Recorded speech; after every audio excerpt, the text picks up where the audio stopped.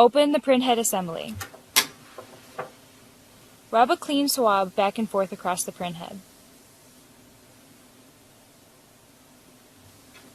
Apply isopropyl alcohol to a cleaning cloth. Clean the Platten roller by rubbing the cloth back and forth while turning the Platten roller.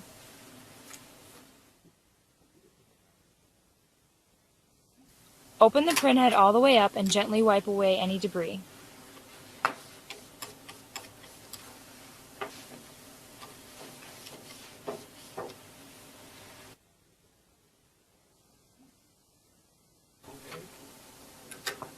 Open the printhead assembly. Position the cleaning film in the print path with the instructions facing up. Close the printhead. Slowly pull the film through the print mechanism.